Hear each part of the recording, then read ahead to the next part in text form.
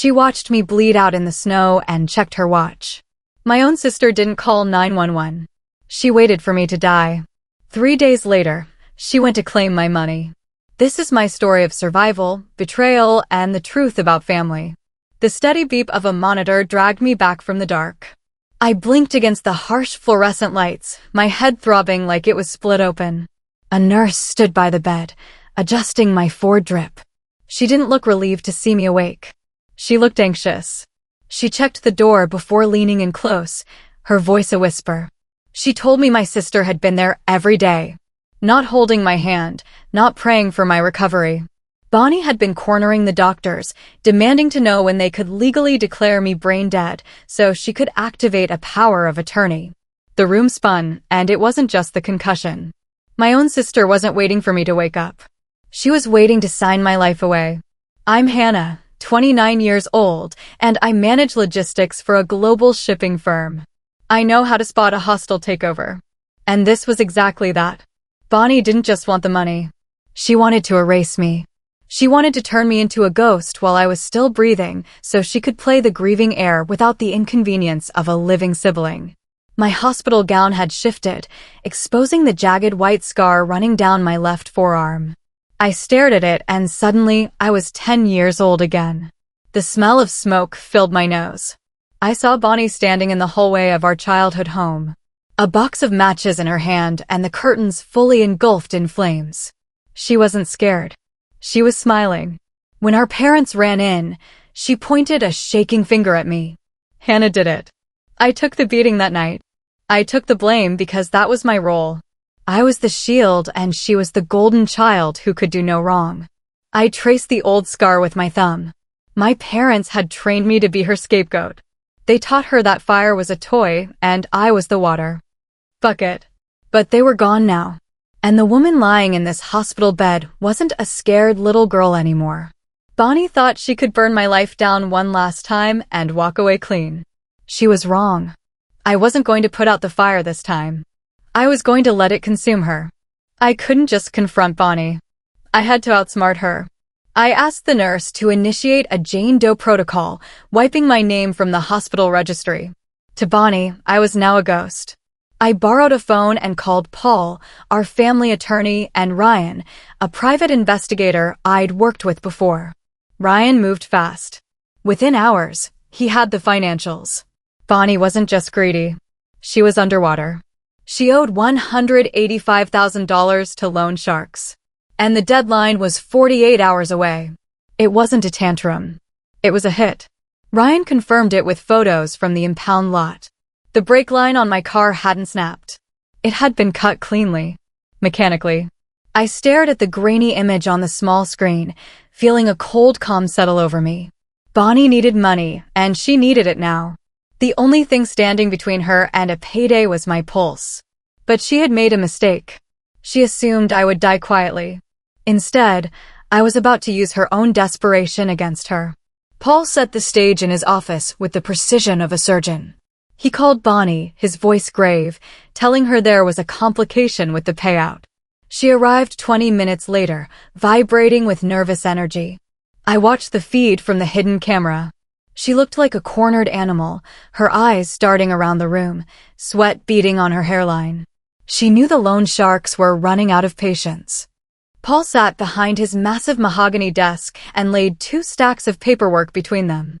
He explained the situation with a heavy sigh. Stack A was the standard homicide investigation protocol.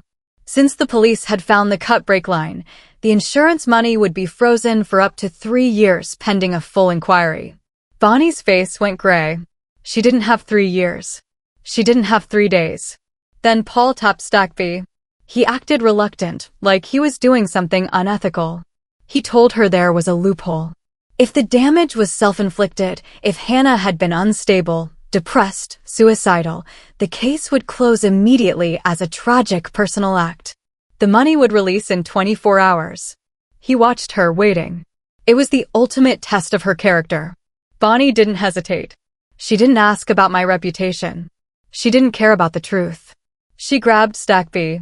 She looked Paul in the eye and lied with a smile. She told him I had been spiraling for months. She told him I talked about ending it. She signed the sworn affidavit framing me for my own attempted murder. Her pen scratched loudly in the quiet room. She thought she was manipulating him.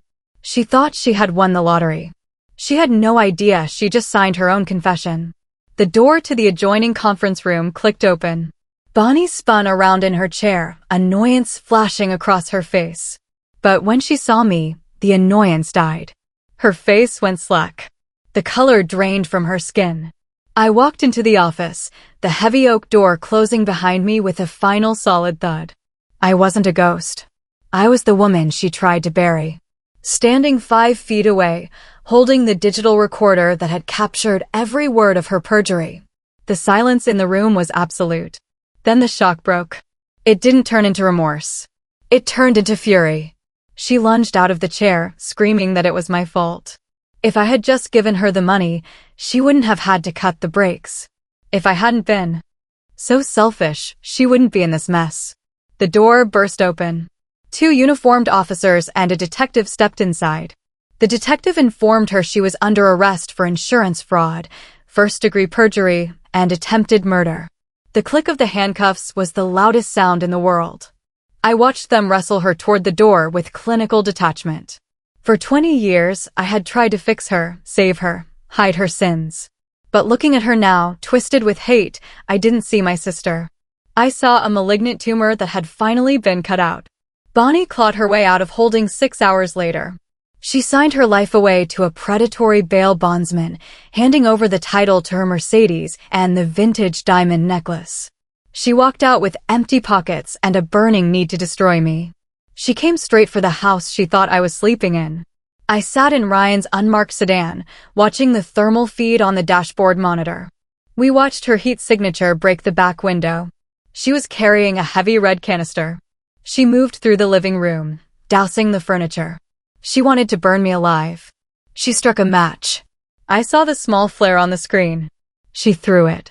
It sputtered and died on the rug. I had remotely shut off the main gas line hours ago. I had drained the veins of the house dry. She struck another match. That was the signal. The floodlights from police cruisers hidden in the alleyway turned the night into blinding day. The tactical team dragged her out in cuffs. Attempted arson. Breaking and entering. Violation of a protective order. There would be no bail this time. The next morning, I listed the property. I sold it to a young couple who didn't know about the ghosts in the walls. I signed the deed and walked away without glancing in the rearview mirror. People ask if I feel guilty for sending my own sister to a concrete cell. I sleep just fine. In fact, I haven't slept this well in 20 years. At the sentencing, the judge called her actions predatory, calculated, and devoid of humanity. He sentenced her to 15 years for attempted murder, insurance fraud, and first-degree arson. The court also ordered restitution of $245,000. She will spend the rest of her life paying for the ruin she tried to bring down on me. 6 months later, a letter arrived from Bonnie. I stood in my kitchen holding it. The old Hannah would have torn it open, searching for an apology. But I wasn't that woman anymore. I dropped it into the trash can on top of the coffee grounds. It wasn't a ceremony. It was taking out the garbage. That was the moment I knew I had truly won. Indifference is far more powerful than hate. Hate means they still matter. Indifference means they are gone. If you are holding up the sky for someone who would watch you be crushed, remember these rules.